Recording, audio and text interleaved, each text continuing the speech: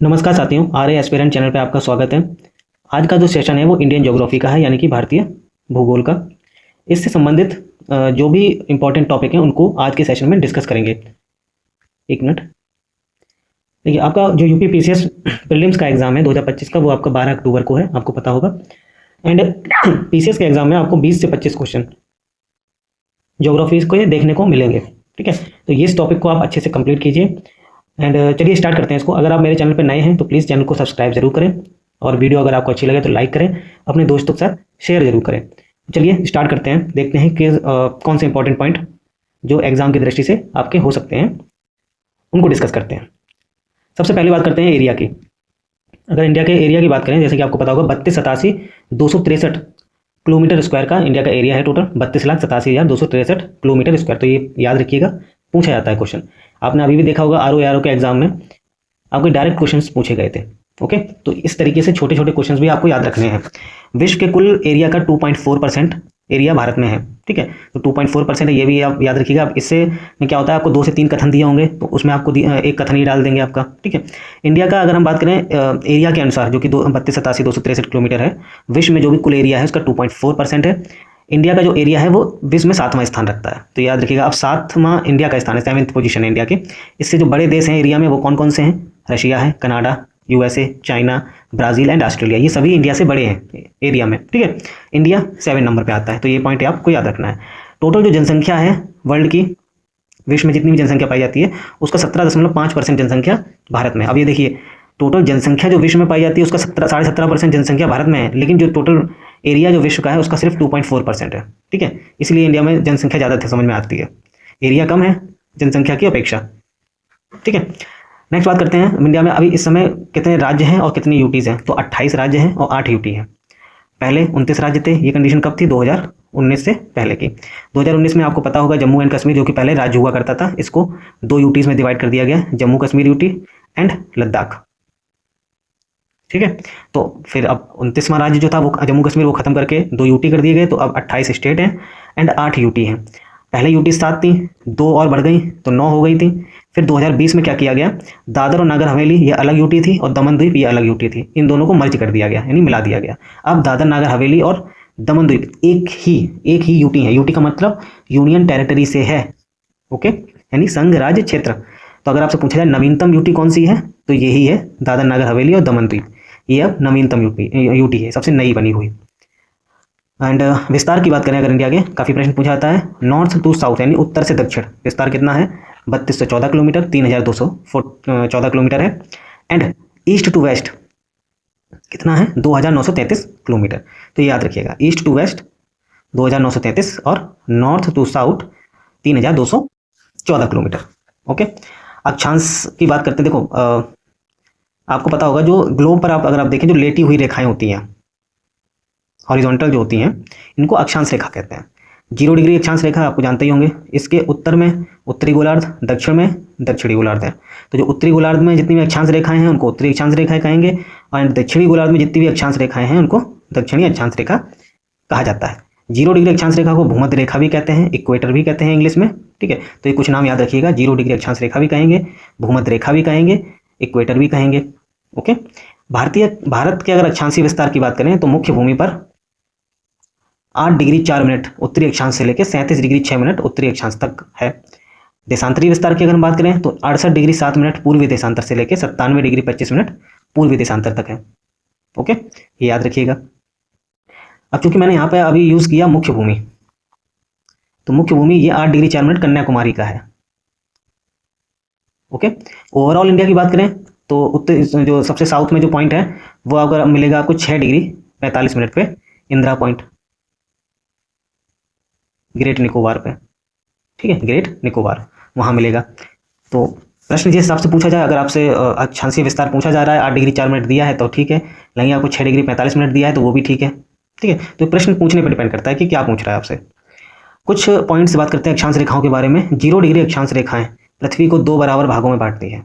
ठीक है, तो सभी अक्षांश रेखाएं पृथ्वी को 2 बराबर भागों में नहीं बांटती, सिर्फ 0 डिग्री वाली बांटती है, भूमध्य रेखा।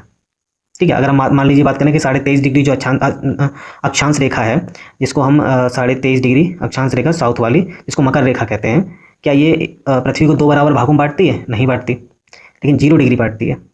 ओके, दो समानांतर अक्षांश रेखाओं के बीच में, आप याद रखिएगा, अक्षांश रेखाएं हमेशा समानांतर होती हैं, यानी कि दोनों के बीच की दूरी हमेशा बराबर रहेगी पृथ्वी के चारों तरफ। ठीक है, इनके बीच की दूरी क्या होती है? बराबर होती है।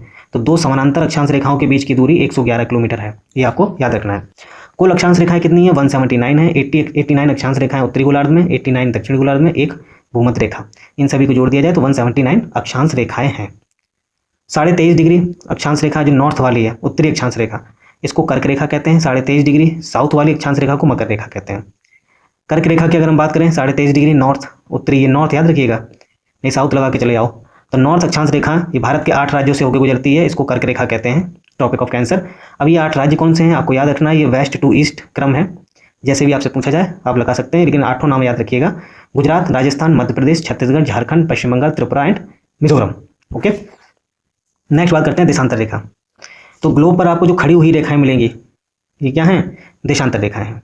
ओके, ये आपको जो बीच में दिखाई दे रही है मोटी मोटी सी 0 डिग्री देशांतर रेखा है, इसको प्रधान यामोक्त रेखा भी कहते हैं हिंदी में, प्राइम मेरिडाइन कहते हैं इंग्लिश में।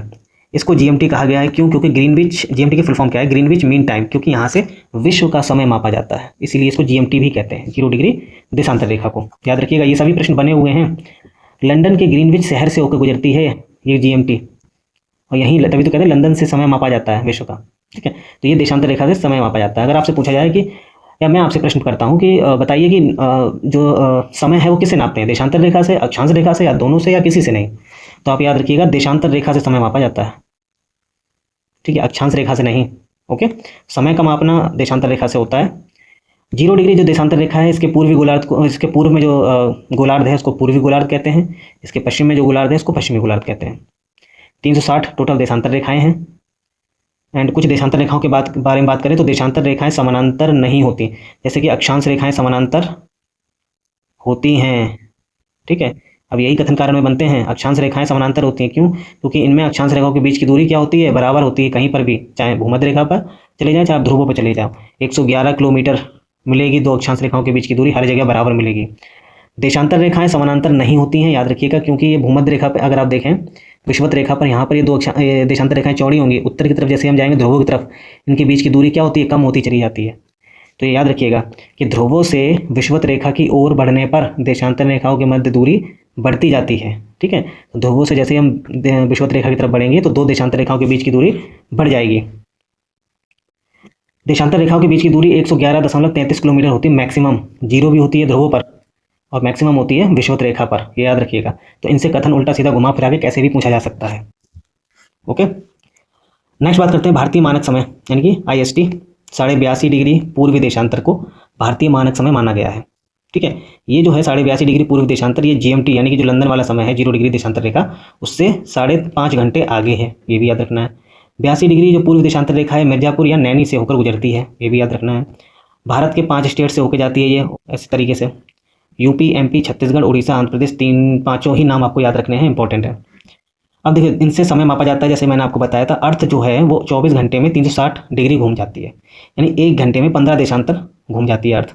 ठीक है, तो एक देशांतर घूमने में 4 मिनट का समय लगता है, यानी कि अगर मैं आपसे कहूँ कि 0 डिग्री से देशांतर रेखा से 1 डिग्री देशांतर रेखा पे पहुँचने पर आपको 4 मिनट लगेंगे, और इसी तरीके से आप समय निकाल सकते हैं। मान लीजिए आप 0 डिग्री देशांतर रेखा पर खड़े हैं और आपका दोस्त खड़ा है 30 डिग्री देशांतर रेखा पर, और अगर आप 0 डिग्री देशांतर रेखा पर दिन के 12 बज रहे हैं, तो बताइए 30 डिग्री देशांतर रेखा पर आपका जो दोस्त खड़ा है वहाँ पर कितना समय होगा? तो ऑब्वियसली 30 डिग्री है, 1 डिग्री के बीच में 4 मिनट का अंतर है, 4 × 12 यानी कि 120 मिनट हो गए। ठीक है, 120 मिनट, 120 मिनट का मतलब क्या हो गया? 2 घंटे।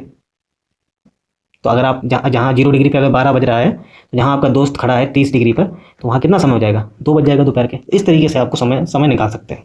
ओके, तो याद रखिएगा 1 डिग्री, ये भी प्रश्न अच्छा है, इंपॉर्टेंट है, 1 डिग्री देशांतर रेखा घूमने पर 4 मिनट का समय लगता है। दूरस्थ बिंदु की बात करते हैं, जैसे सबसे उत्तर में इंडिया का सबसे दूरस्थ बिंदु क्या है? इंदिरा कॉल है, ये लद्दाख में पड़ेगा। सबसे दक्षिण में कन्याकुमारी में आपको मिलेगा, तमिलनाडु, ये मुख्य भूमि पर है कन्याकुमारी। वैसे अगर हम बात करें तो इंदिरा पॉइंट है ग्रेट निकोबार पर, 6 डिग्री 45 मिनट उत्तरी अक्षांश। ठीक है, सबसे पश्चिम में गुहार मोती गुजरात, और सबसे पूर्व में किवथु अरुणाचल प्रदेश। ये अंतिम बिंदु हैं, इनको याद रखिएगा। स्टेट भी याद रखिएगा। कभी कभी एक प्रश्न पूछा गया था कि भारत का सबसे पूर्वी राज्य कौन सा है, तो आपको 4 ऑप्शन दिए गए थे। अरुणाचल प्रदेश में भी उसमें ऑप्शन में था, तो इसलिए कभी कभी सिंपल प्रश्न पूछ दिए जाते हैं। अगर मैं आपसे पूछूं भारत का सबसे उत्तरी